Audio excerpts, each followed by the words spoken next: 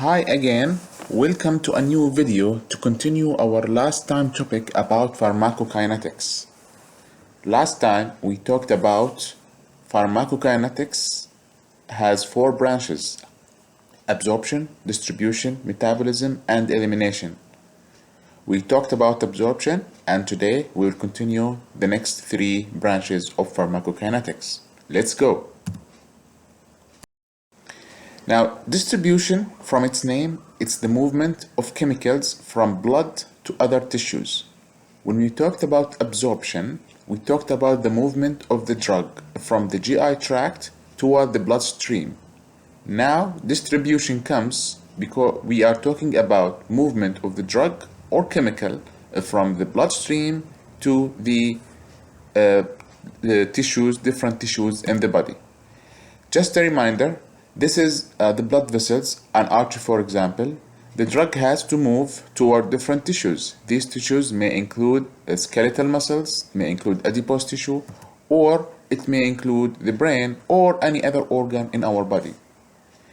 Please remember that between the blood and the tissues, there is a barrier called the plasma membrane of the cells of that tissue or the blood vessel. And the plasma membrane is again a lipophilic. It may have some of the proteins that help the drug to move. Non-hydrophilic drugs, like such as hydrophilic drugs, can move from the blood stream toward the tissues. So there's a plasma membrane produce a barrier for the drug to move easily to different tissues. In the brain, we have a special type of tissues called the blood-brain barrier. In the blood-brain barrier, the cells of the endothelium are tightly connected with each other with tight junctions, and these even tight junctions are supported by astrocytes, as we can see here on the left side of the graph. So on the right side we have the blood, on the left side we have the brain, and the barrier in between is called the blood-brain barrier. Now, things are moving harder in blood-brain barrier compared to other barriers such as the plasma membrane. So if we have the drug represented by these green triangles on the bloodstream, so some of the drugs can cross easily toward the tissues, either to skeletal muscles or adipose tissue, and some other drugs can cross the brain, but some others cannot cross the brain. This is type of defensive mechanism of our body to avoid the entrance of dangerous molecules to our brain, which is the most important organ in our body. This slide from Lippincott, these figures can show that the regular blood vessels contain the endothelium, and between the endothelium we have these little openings or fenestrations that can pass the drug in between them easily toward the tissues. In the brain, we can see that endothelium is tightly connected with each other. As you can see here, we have a tight junction, so we don't have this fenestration in the blood in the brain, so drugs cannot cross easily to the brain. So if we have lipid soluble drugs, they can cross easily toward the brain, or if that drug or chemical has a carrier that can take the drug easily through the proteins or a channel, charged drugs that are very hydrophilic cannot cross the blood-brain barrier.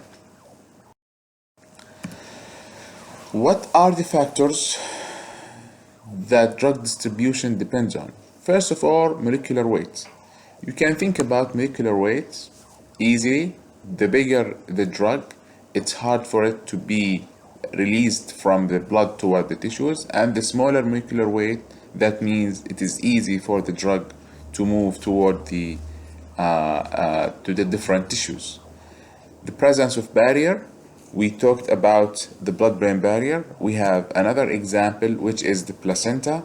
Some medications can cross the placenta in females during pregnancy and can reach the fetus. Some other drugs cannot cross the placenta. So the presence of barriers can determine the drug distribution after it's given to the patient. P-glycoprotein or permeable glycoproteins. These proteins are channels, as we see in this graph. They are embedded into different tissues in their plasma membrane. The function of this permeable glycoprotein is that to protect the cell from the unwanted chemicals. For example, this is the plasma membrane, and we have the cytosol down here, and the extracellular fluid it's up here. So if a drug or chemical go through the plasma membrane, the function of this channel or protein is to pump or efflux this drug out, so the drug cannot stay for a long time into that cytosol or of the cell. So the presence of these permeable glycoprotein will decrease the drug distribution into different tissues. Now, these proteins are not located in many organs. They are located in the brain. They are present in the GI tract and some other organs, but these are the most common examples of the presence of permeable glycoproteins. Also, not all drugs are targets of this protein. So some drugs may be identified by this protein or this carrier and effluxed out, but some other drugs are not a target for this protein. So some drugs are more vulnerable to be efflux outside the cell compared to other chemicals. A blood flow. So if you have a blood flow that reaches different organs, good blood flow, so that means the drug can reach all organs that can be distributed easily. Think about it. If a patient has atherosclerosis or has some kind of small infarctions that limits the blood flow towards some organs, so now you decrease the targets or the tissues that the blood can reach, and thus little drug will be distributed into these tissues. And finally, binding the drugs into proteins. Some medications that are given to patients are able to bind to proteins in the blood, and the most common example of such protein is albumin. If a drug binds to albumin, so then that drug cannot cross the blood toward the tissues. If the drug does not bind to blood proteins such as albumin, so it will not be it will be able to cross the blood toward the tissues. So binding to the proteins, and proteins are very huge chemicals, molecules that have usually hydrophilic component, so they cannot definitely cross the blood. So anything attached to them cannot even cross the blood. A very common example of such a drug is warfarin. Warfarin is a drug used for patients who suffer from some sort of myocardial infarction, or they have some thrombosis problem, like their blood is clotting and they close the blood stream.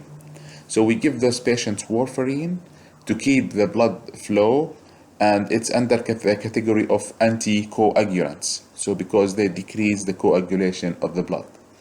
Warfarin is highly a protein-bound drug.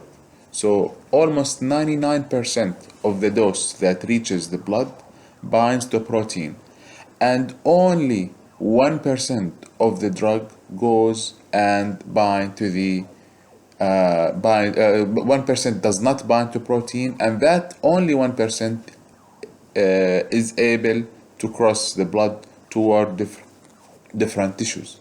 So because it's high protein bound, so that means the distribution of the drug will be very little compared to a drug that is not protein bound.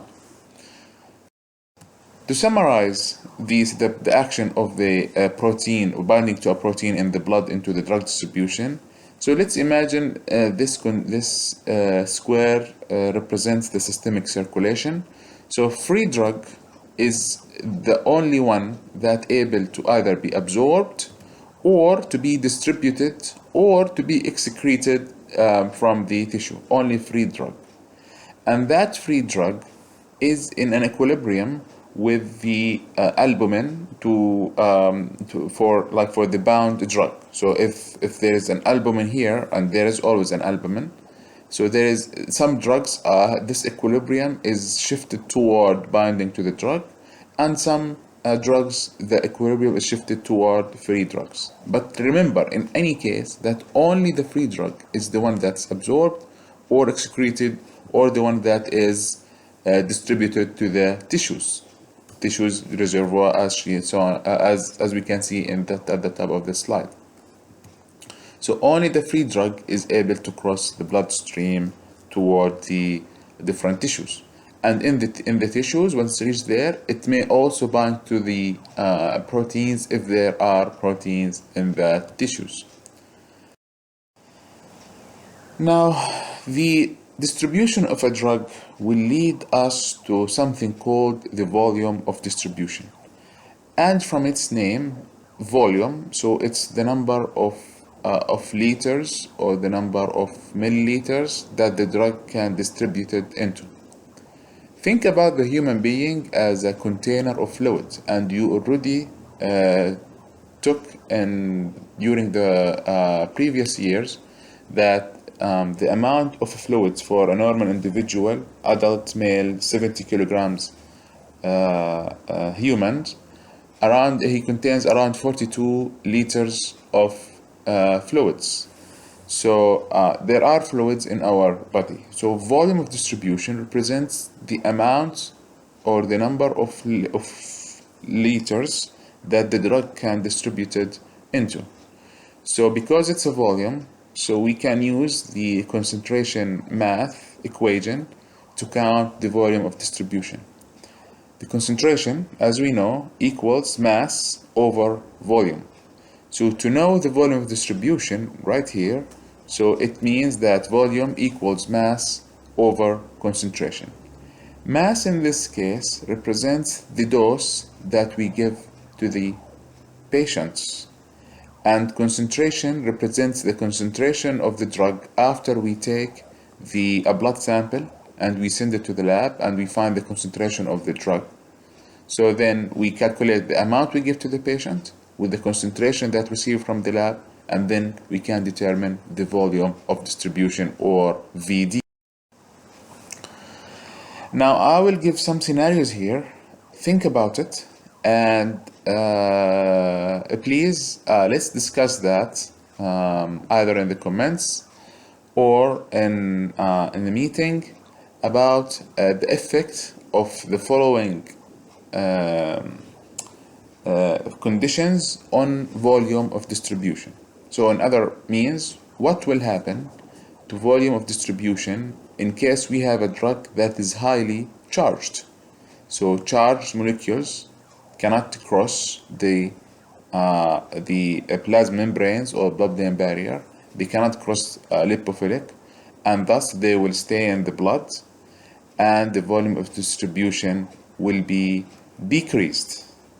Please think about the following scenarios. What will happen to volume distribution if we have a hydrophobic drug, if we have a drug that's highly high protein bound, or if there is a renal failure, or if there is a dehydration, or if in a patient with liver failure, or if we administer a drug, co-administer this drug with another drug that also binds to albumin.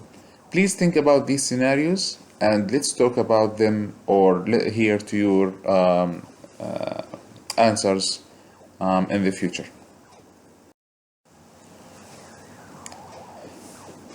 So we talked about the distribution, we talked about volume of distribution. Why do we need volume of distribution? We need volume of distribution just to measure something called the loading dose.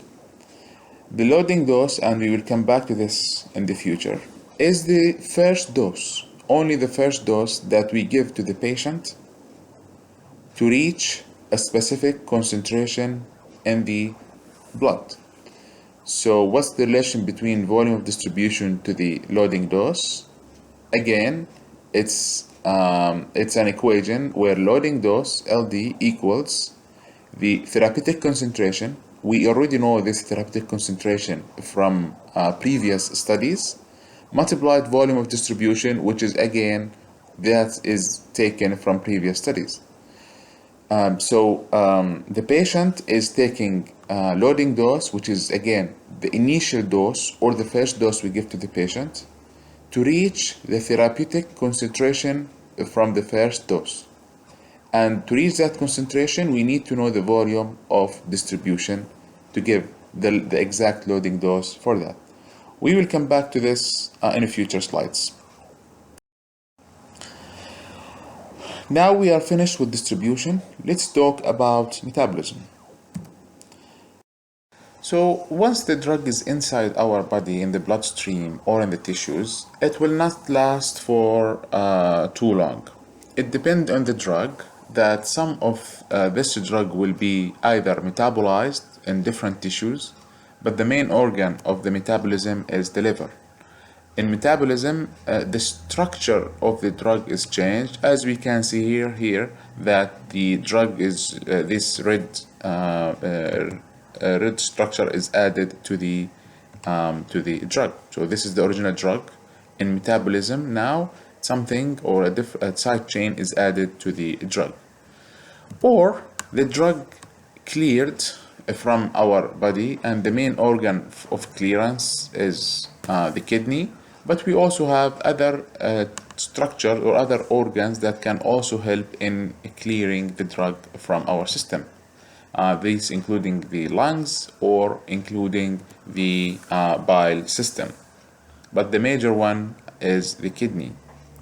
Now, some other drugs, and that's the most common, they are first metabolized to a different chemical, and then it's cleared from our system. So this is the most common happening scenario for the drugs that are inside our body. So let's talk a little bit more about drug metabolism. As we said, is the liver. And the liver is where active drug is given, either orally or IV. And then once the drug reached the liver, then the liver will metabolize it to inactive molecules. And that's happening through two phases. Phase 1, which is happening in the hepatocyte-endoplasmic reticulum, or what we represent as cytochrome P450. You will hear about cytochrome P450 very often during the course of pharmacology and genetics in the future. Or their other name is Microsomal enzymes. In phase 1, it's only oxidation, reduction, hydrolysis reactions. So we just take, it's either we take electrons or we give electrons. So there is a change a little bit in the structure of the drug, and that will increase the polarity or hydrophilicity. And you should think by now that once the polarity is increased and the hydrophilicity is increased, so then that means this drug cannot cross easily the plasma membrane of the blood vessels or the different organs, so the distribution will be decreased. And also there is a phase 2 where now something is added, or a side chain is added to the drug, or what we call conjugation reaction. So something is added to the drug. What's this something, or what's this side chain could be? It could be either a glucuronic acid, it could be a sulfate, or amino acid. And again, this will increase the molecular weight of the drug, and that means it will increase the polarity and hydrophilicity, and that also will decrease the distribution of this drug to different tissues, and the drug will stuck into the blood. So in other scenarios, Sometimes, and it's present but not very common, we give inactive drugs to the patient orally, for example, and it reaches the liver. The liver, anything strange to the blood, to the system, to the human body, will put phase 1 and phase 2. So sometimes inactive drugs will go into phase 1 and phase 2, and it will lead us to active drugs. Some other scenarios, active drugs is given to the liver, it goes into phase 1 and phase 2, but the product of phase 2 is also an active drug. And once the loop is continues and it go back to the liver, so then also it will go phase 1 and phase 2. Now it may produce inactive drug. These drugs that are usually active drug and metabolized into active metabolites, and then they have to be metabolized again to become inactive, usually have what we call a long duration of action, because the metabolite has also an action on the body and the effect of the drug will stay too long. Just to summarize, so if we have a drug molecule entering the liver, okay, it either goes into phase 1 directly or phase 2 directly as a conjugate.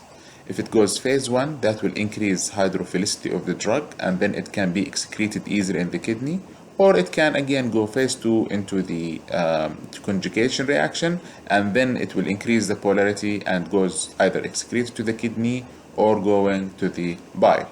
So different scenarios for metabolism for in the liver. Please remember that we have other organs also that where metabolism can occur for the drugs. I'll give you one example. We have an enzyme in our plasma and tissues, which is choline esterases, and these choline esterases can degrade some drugs that we will take in this course later, inshallah. And here's a common example of a drug. This is the benzene ring. Once it goes into phase 1 reaction, you can see it oxidation reaction. So it becomes an extra OH that increases the polarity, and this molecule is a phenol. And then on phase 2, now we add the glucuronic acid to the phenol, and now we have a bigger molecule, and that will be excreted easily compared to this structure. What are the factors that affect metabolism? Genetic variability. Some enzymes in our body, they are more active in a specific races or specific genes compared to other genes or other races. So that's what we call fast metabolizer or slow metabolizers. Some people have their microsomal enzymes are fast metabolizer, which means they metabolize drugs very fast, and some other humans, they have slow metabolizer, and the drug is metabolized slowly in these patients. Liver condition is definitely very important. Intact liver means good metabolism.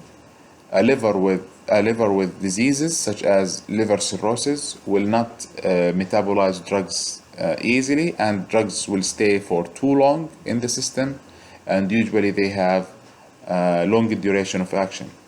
For such conditions, usually the doctors advise to decrease the dose of the patients, because we know that these doses will stay for too long, and there is no need to give the patient higher dose, because that may produce some unwanted side effects. Age, neonates and old. Neonates, their liver is not fully mature yet, and some enzymes are still non-functional. Old people, like elderly, very old people, maybe they start some of the liver condition may deteriorate, and some enzymes again will stop working, and the liver may have some diseases. Drug combinations, and this is very important in pharmacology. Now, some drugs, they can stimulate liver enzymes. That means if you stimulate liver enzymes, that means you stimulate the metabolism of the drugs. On the other hand, some other drugs can inhibit the liver enzymes, and that will decrease liver enzyme activity, which means that the drug will not metabolize very quickly and will last for too long. So sometimes if we need to combine two different medications together, and one of them is affecting liver enzymes, we have to put in mind that the metabolism of the other drug may be affected, and that eventually may lead to different concentrations in our body for this drug. I will give examples of these medications. For example, rifampicin and phenytoin, they can stimulate liver enzymes. Phenytoin is a drug used for epilepsy, الصرع, and rifampicin is an antibiotic that is used in tuberculosis. Some other drugs that inhibit liver enzymes, we have an antibiotic called erythromycin that inhibits liver enzyme, and cimetidine is another example. This drug is used for patients who suffer from peptic ulcer, القرحة المعدية, we give them this. So if a patient takes cimetidine and other medication, we have to remember that cimetidine will inhibit liver enzymes, and that means the metabolism of the other drug will be decreased and the duration of action of the other drug will be enhanced and prolonged. Now, this is further more detailed list of examples of drugs that induces liver enzymes or inhibits liver enzymes.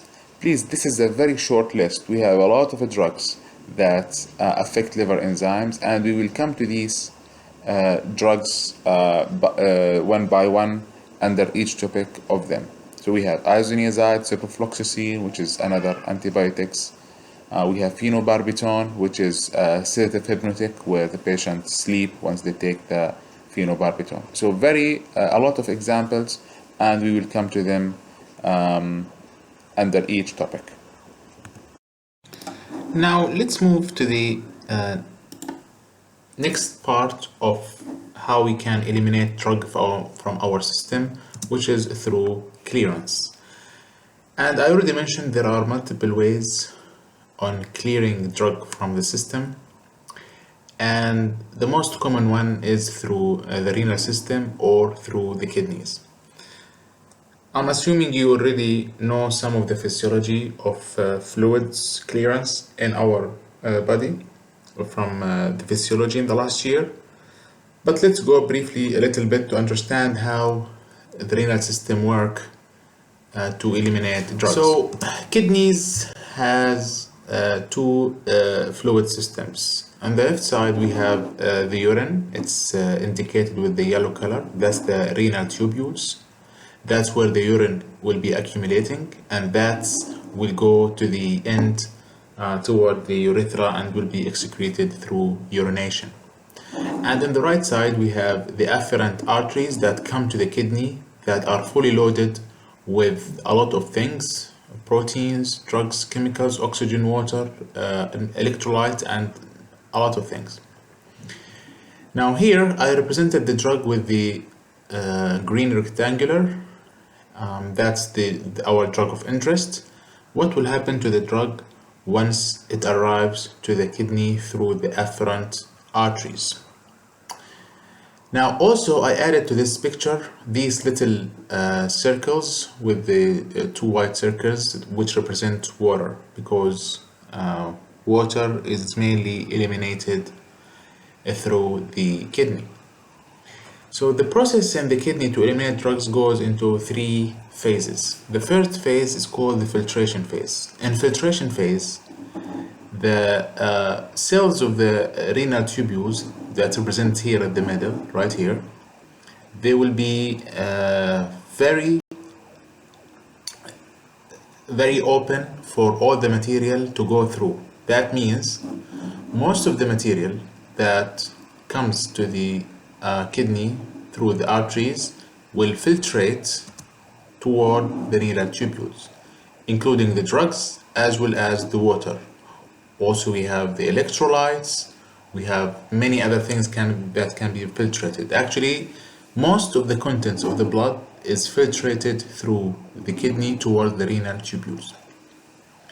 Now, the only thing you need to know, and it's very important for the drug, for this topic, that does not filtrate in the glomerulus, which is the first part of the renal tubules, are the proteins. If we have proteins such as albumin, so these proteins are too huge to be filtrated toward the renal tubules. This is very important because when we talked about proteins, drugs that are attached to proteins, so in case of these drugs such as warfarin that we talked before, these drugs will not be able to be filtrated toward the renal tubules, and they will stay and stuck into the bloodstream. But in this example here, we can see that the drug filtrated into the renal tubules, and so it's not protein bound, and now it's in the renal tubules. Now the next phase started, okay, eventually once they go through the two steps. Now we have the phase which is called the reabsorption. In the reabsorption, now the renal cells will only reabsorb the contents that is needed or that are needed to our human body. Of course, water is very essential to be reabsorbed, and then some of the drugs and other contents will become back to the arterial system, or maybe now it's in a venous system. Again, during the filtration phase, cells right here are, especially the glomerulus, is very fenestrated. That means it has a lot of openings, so it's easy for the contents of the arteries to move toward the renal tubules.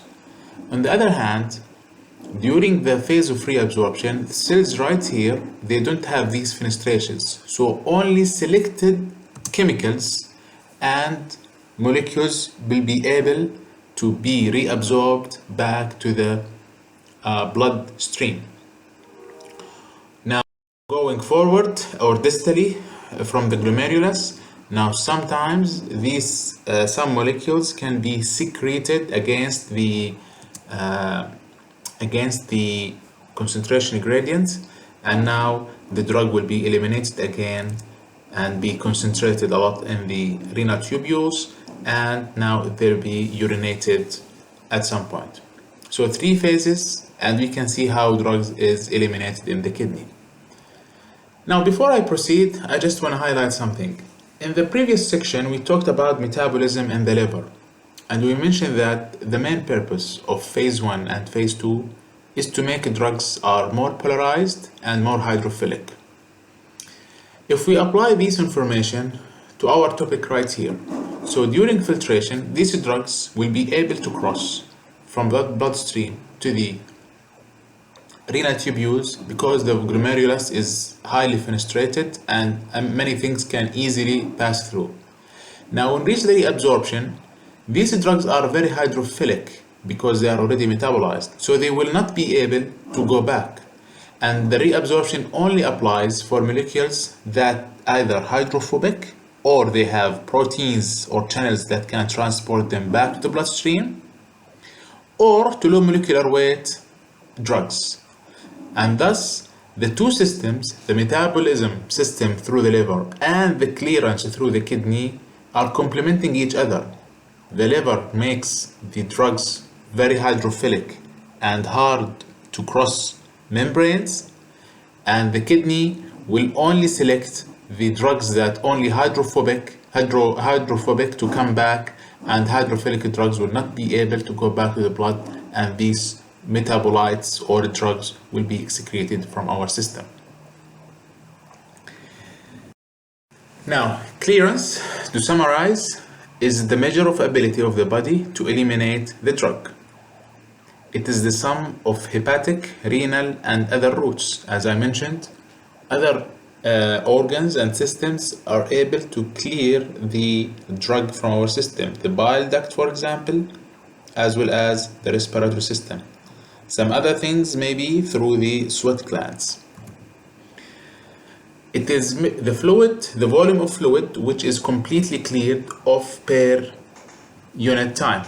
There are many equations to measure the clearance ability of a human body. It's not the focus of this lecture. Maybe you will find these equations in some of the books, but it's not the purpose of this lecture. The importance of a clearance is that it will enable us to measure half-life of the drug, which is very important. Half-life, from its name, it is the time needed to eliminate 50% of the drug. For example, if a patient takes 100 milligram of a drug IV, so the time needed to eliminate 50 milligram from the body and 50 milligram will stay in the human body, that time is called the half-life. It is very important, the half-life, for many reasons, as we will see shortly. Now let's talk about the factors that affect the clearance. The molecular weight. You should understand now that low molecular weight will be able to be reabsorbed easily.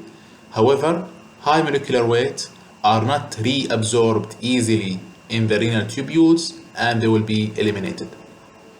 Polarity of the drug, the highest the polar, it will not be reabsorbed. And again, metabolites in general are highly polar compared to the original drug. Renal function, a good renal function, that means strict rules on reabsorption. If there is a problem in the kidney, that means a lot of the drugs can go back and that will affect the clearance of the drugs. pH of the blood in general, and this is very important. I will give an example for the importance of the pH of the blood during aspirin toxicity. Aspirin is a drug used as either antiplatelets as well as an analgesic. In some cases of toxicity, where the patient takes a lot of drug in their system, aspirin is acidic.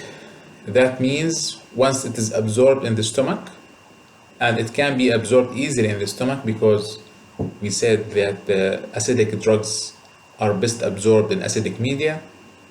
So a lot of the drug will go inside the blood, and aspirin itself will make the blood even more acidic. Now, the problem with this is that once the blood is moving toward the acidic part, or the pH will be decreased, that means that the aspirin itself will stay in the unionized form, and less ionized form will be formed. So the acidic drugs in acidic blood will be in the unionized form, as we saw in part 1 with Henderson-Hasselbalch equation. That means if during aspirin toxicity, a lot of aspirin will be present in the blood in the unionized form, which means if this aspirin reached the kidney, it will be filtrated as well as it will be reabsorbed, because a lot of the drug is in the unionized form and it can cross the plasma membrane and going back from the renal tubules back to the bloodstream. However, to treat this condition and to help eliminating drug from the system, we can alkalinize the blood by adding some basic chemical into the blood, making the blood more alkaline or more basic, increasing the pH. In that case, aspirin will start to lose proton and become ionized. Once the aspirin becomes ionized and reach the kidney, in that case it will filtrate in the kidney, but it will not be reabsorbed because now it's in the ionized form and it cannot be returned back to the bloodstream, and we can eliminate aspirin and save the patient's life knowing this principle. So one of the strategy of treating patients with aspirin toxicity is to give the patient alkaline drug, as we will study later during aspirin toxicity lecture. The protein binding, if you remember, we talked about protein cannot be filtrated in the proximal tubules or in the glomerulus, and thus any drug that is connected or bound to the protein, it means it will not be filtrated and it will stay in the blood. This will decrease the clearance of the drug, and it will increase the half-life of these medications. Let's go back to the definition of half-life. So again, half-life is the time needed to eliminate 50% of a given amount of a drug. So how can we measure? So imagine we administer a drug into a patient, and every short period of time we took a blood sample and we measure the concentration of the blood in that concentration of the drug in that sample. We will get this graph where x-axis we have the time and the y-axis we have the concentration of the drug in the blood. So if we give the drug intravenously, that means the amount initially at time 0 will reach 100%. Now, to reach 50% of that amount, which here we go horizontally here until it crosses the curve, and then we go back to the x-axis. So that time is what's called the half-life of that drug. And you can see that for the same drug, the half-life, which is now, if you go back even further, 50%, which is now 25%, we do the same math again. So this half-life here, which is the time to go from 50% to 25%, is the same time going from 100% to 50%, which again will be the same time going from the 25% to 12.5%. So the half-life is fixed for the same drug in the same patient. Again, this is another example of how we measure the half-life. This is a real data for the concentration of a drug. So imagine if we administer 1.6, or the concentration is 1.6. To reach half of that, 0.8, we spend this time. To reach 0.4, we spent again this time. If we put 0.2 this time, it's the same half-life for the same drug for the same patient. What is the advantage of half-life? So half-life in general measures the clearance of the drug from our body. So the shorter half-life, the higher clearance, which means that we need to add more drug to the patient to keep the drug active. So to determine the frequency of a drug administration, shorter half-lives means that we need to administer the drug more frequent and more often compared to drugs with short half-life. I'll give you a couple of examples. First, you remember the drug warfarin we talked about earlier. Warfarin has a very long half-life because it attached to the protein, plasma protein, the albumin. So that drug, we need to take it, for example, once every 24 hours or one every 36 hours. The half-life of warfarin is 36 hours. So sometimes we need like 1 or 2 days between the different doses. On the other hand, drugs such as antibiotics, amoxicillin, for example, we take it like 3 times per day because it has a short half-life, and every 8 hours the drug concentration in the blood is decreased, and we have to give that more often to patients. We have some drugs, some example is the drug used for Parkinson's disease, the levodopa. We give that like every 4 hours, so 6 times per day. So knowing the half-life of the drug will determine the frequency of the drug administration to the patient. Also, we need the half-life to determine the complete clearance of the drug from the body. So if we want to change, for example, a drug for a patient from one class to another class, so knowing the half-life will help us to determine when does the first drug will be cleared from the system before we can give the other drug. Another example is sometimes some drugs it needs to be stopped before going surgery. And again, I will give an example with the drug warfarin. Warfarin is anticoagulant. And if we start surgery while the patient is under the effect of warfarin, that means the patient will suffer from severe bleeding, and we need to measure that. However, we can prevent such bleeding by stopping warfarin before the surgery. So when should we stop giving warfarin?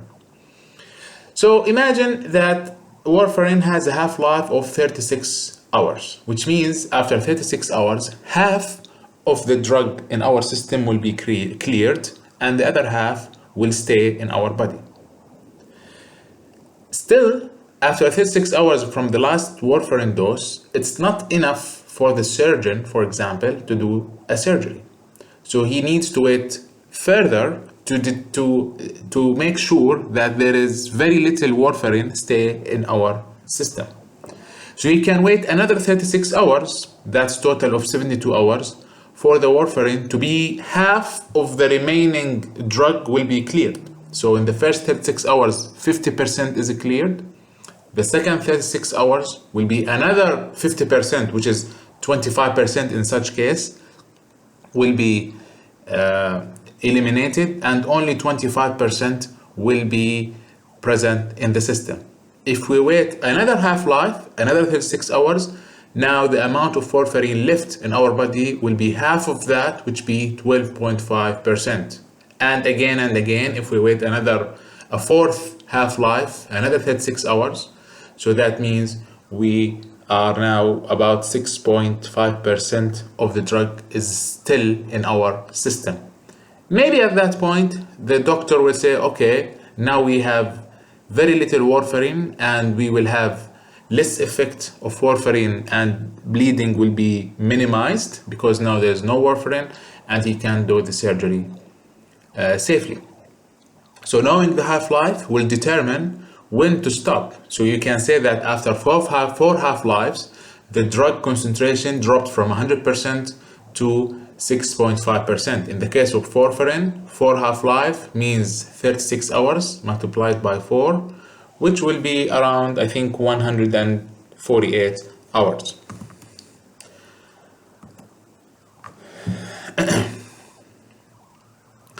Also, half-life will help us to determine the time to attain steady-state concentration, which is usually needs 4 to half-lives to present.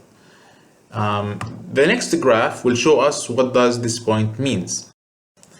So you can see here that in the x-axis we have the time that is after drug intake and then the concentration of the drug in our body. You can see at the initial dose that the concentration of the drug is increased, and after a short period of time now the clearance of the drug will be higher than the amount in our system and the concentration starts to drop.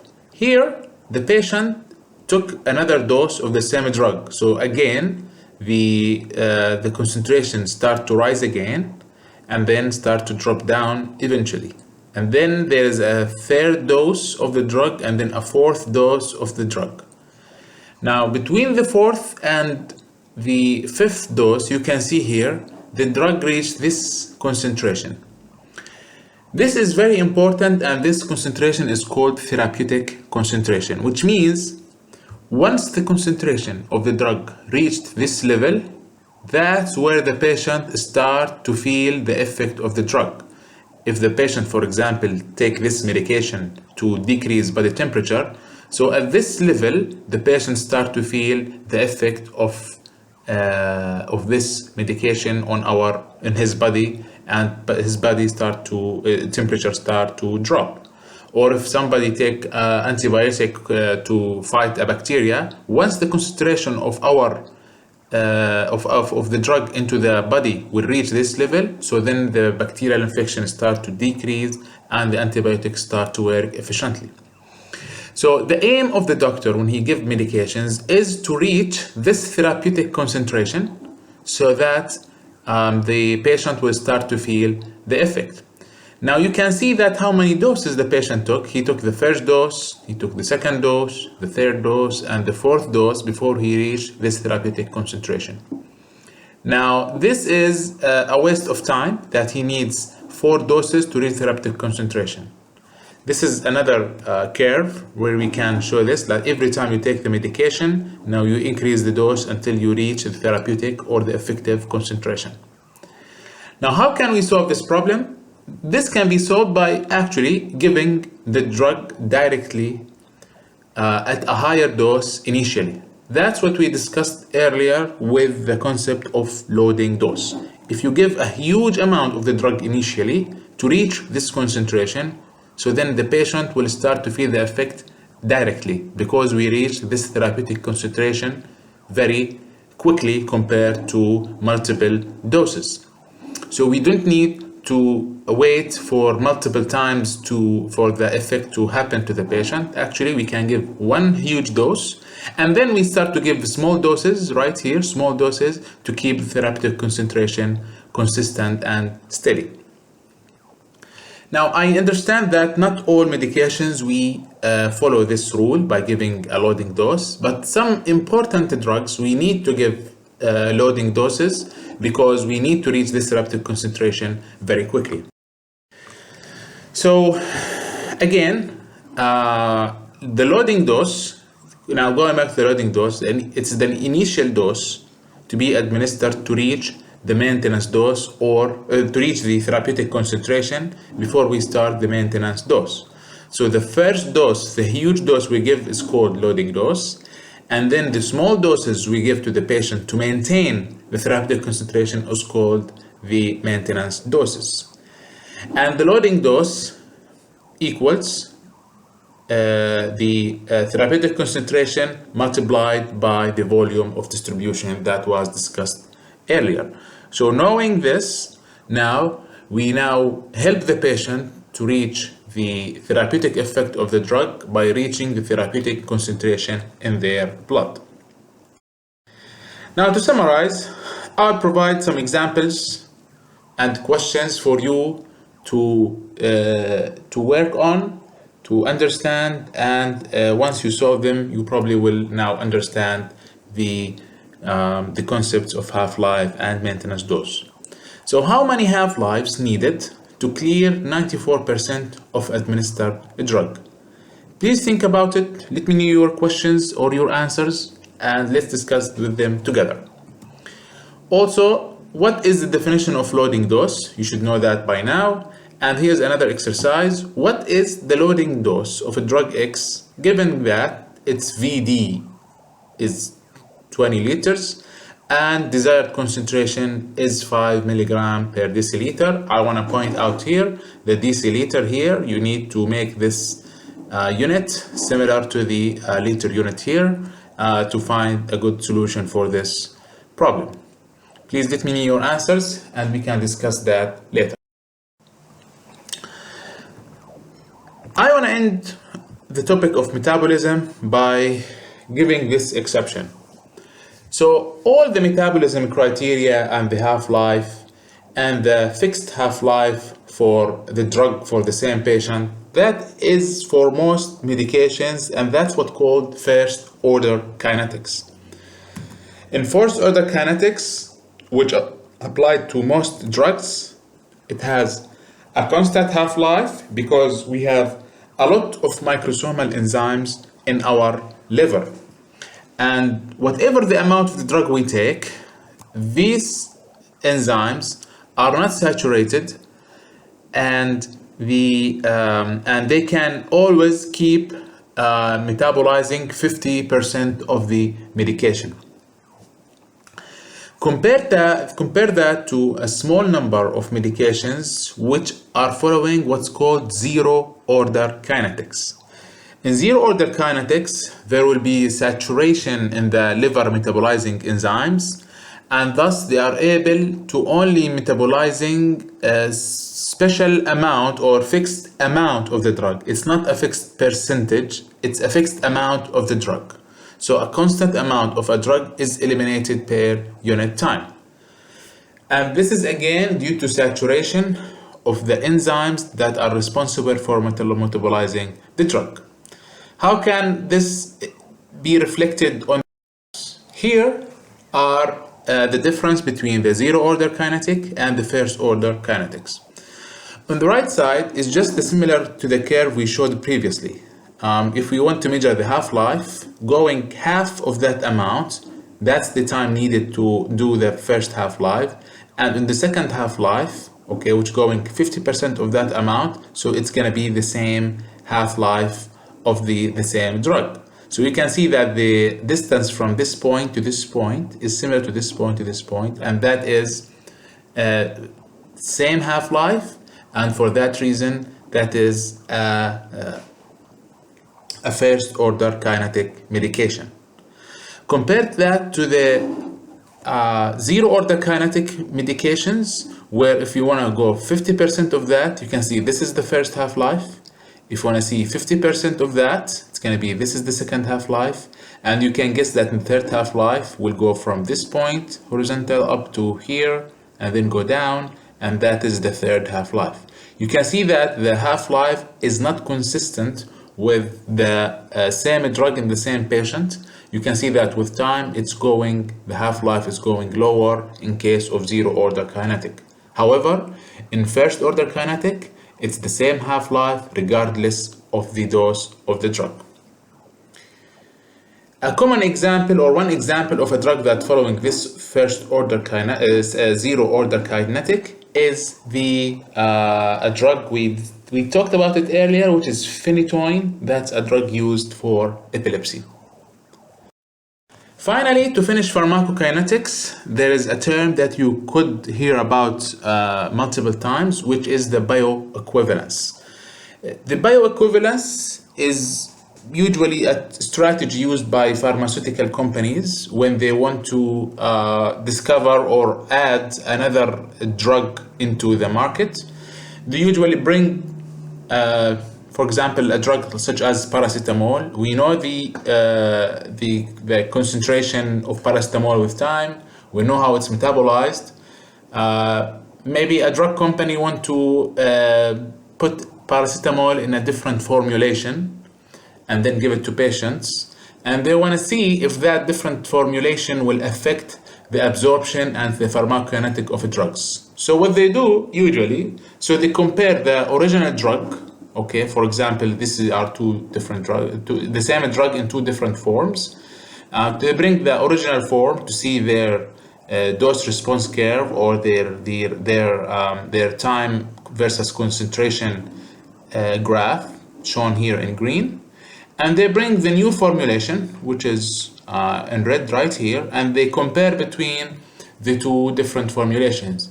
If they look like, if they are almost the same, which are when did they reach the peak concentration and how long it takes for them to be cleared from the system, if they look alike, they will say that those two drugs are bioequivalent. If they have different profiles in pharmacokinetic profile, for example, the peak did not reach the maximum, let's say went right here, or the duration of action or the duration of concentration delayed for very long. So they have different profiles, and that needs further studies by the pharmaceutical company. But if they look alike, just like this graph almost, so they say, okay, these drugs look alike, and by showing these data, they may take some approval from the governmental agencies to market this product in the future. Okay, thank you so much for watching this second part of pharmacokinetics. By this, we finish pharmacokinetics, and we will move next time for talking about pharmacodynamics. Please let me know your questions, and I hope you enjoyed it. Thank you so much.